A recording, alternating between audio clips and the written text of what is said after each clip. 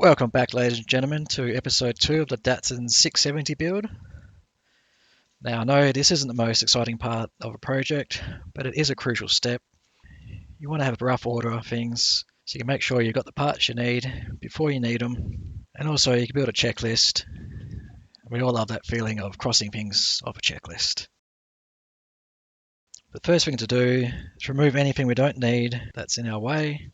That will give us room to get the engine and gearbox in place so we can make the custom mounts and finalise its position. But once that's sorted, we won't need the cab anymore, so I'll rip that off and that'll make it much easier for the next step, which is to fabricate a full exhaust. It'll be TIG welded stainless steel, mandrel bands and a custom set of headers. Then I want to fit the power steering box and fuel tank from the Navara that I got the motor from. And while the body's off, I'd like to look at reinforcing the chassis. Once that's sorted, I'll strip it right down to a completely bare frame, give it a nice lick of paint.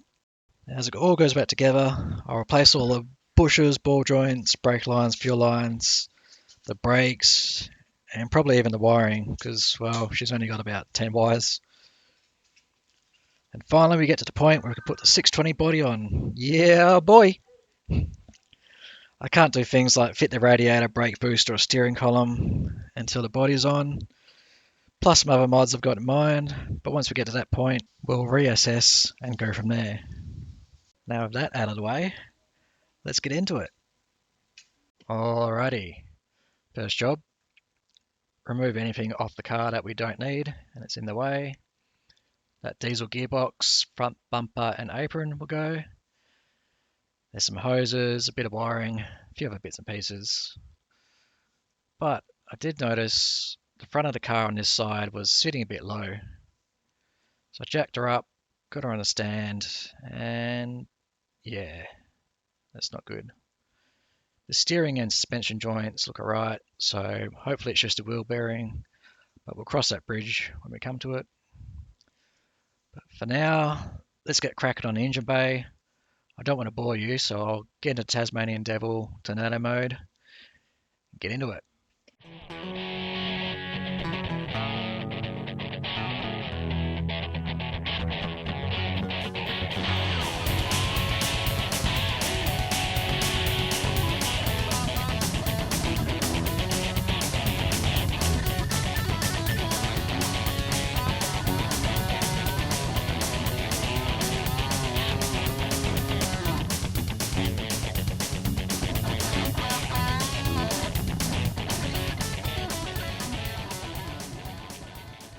Okay, we got everything out of the engine bay that we needed.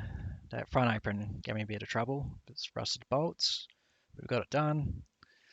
Next is that gearbox. I'll get under there, pull the bolts from the crossmember and the gearbox mount, then jump in the bay, and we'll see how heavy she is. I'll jump up in engine bay here. I've already removed the gearbox crossmember. And going to give it the caveman approach. Just yank it straight out of there. No. So I realized the clutch slave was still attached with the hose. And the gearbox is currently draining all its fluid out onto the workshop floor. Not to worry, I'll clean that up later. But let's get the clutch slave off there. And then take two.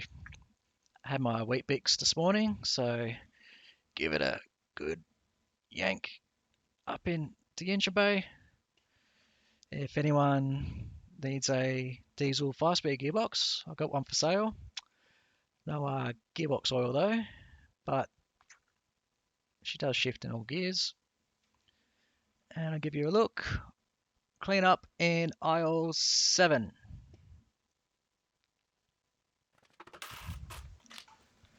We're around the back of the car now, just unbolting the fuel tank. I actually want to fit the D22 Navara tank as it's got a in-tank fuel pump for the EFI. It's a little bit bigger and it's a newer tank. The bolts are actually quite rusty, a lot of them just sort of snapped off. Onto the exhaust next. I had trouble with this bolt as well. The rubber was just bouncing around, so I ended up just cutting that off for now.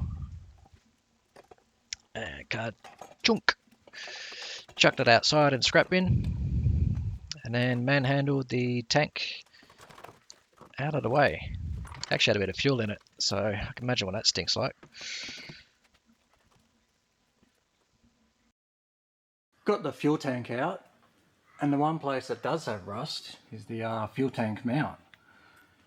And for some reason, a chunk of the chassis has been cut out. It looks like there was some sort of bracket supporting this.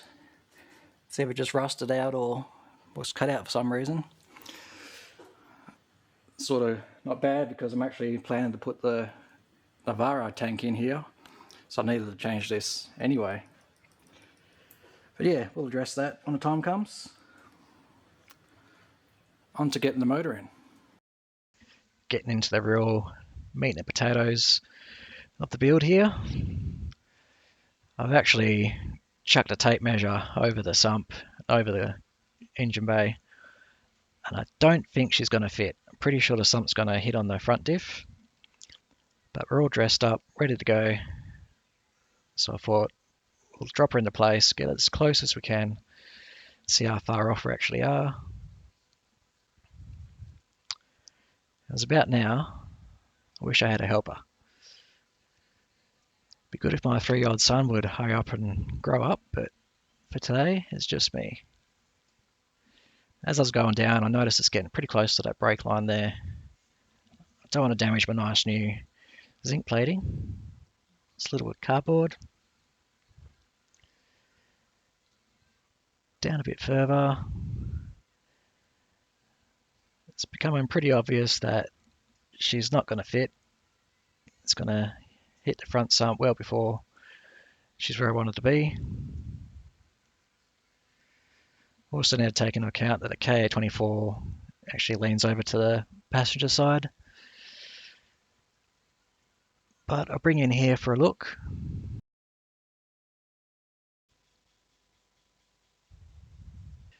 You can see the sump's about 12mm, ½ inch off the front diff there.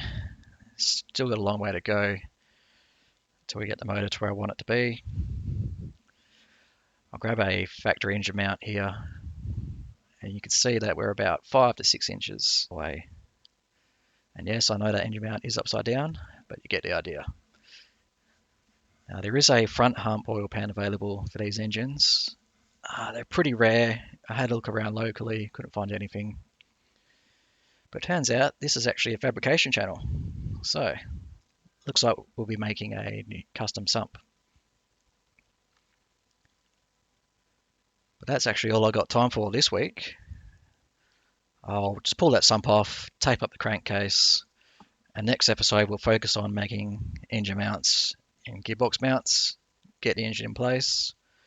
Who knows, the car gods might look down on me favourably and the factory mounts will bolt straight up, but we'll have to see.